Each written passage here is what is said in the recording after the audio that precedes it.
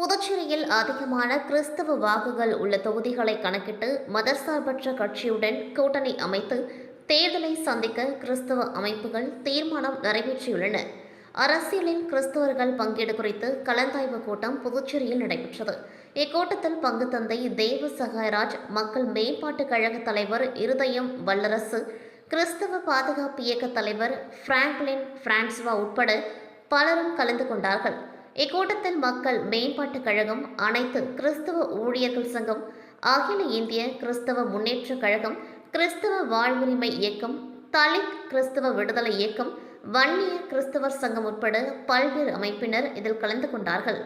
இந்த கூட்டமைப்பு புதுச்சேரியில் 2026ஆம் ஆண்டு சட்டமன்ற தேர்தலில் மக்கள் மேம்பாட்டுக் கழகம் சார்பாக தேர்தலில் போட்டியிடுவது என்று முடிவு செய்யப்பட்டுள்ளது. மதசார்பற்ற கூட்டணியில் போட்டியிட வாய்ப்பு கேட்பது புதுச்சேரியில் அதிகமான கிறிஸ்தவ வாக்குகள் உள்ள தொகுதிகளை கணக்கிட்டு மதசார்பற்ற கட்சியுடன் கூட்டணி அமைத்து தேர்தலை சந்திப்பது என்று முடிவு செய்யப்பட்டது.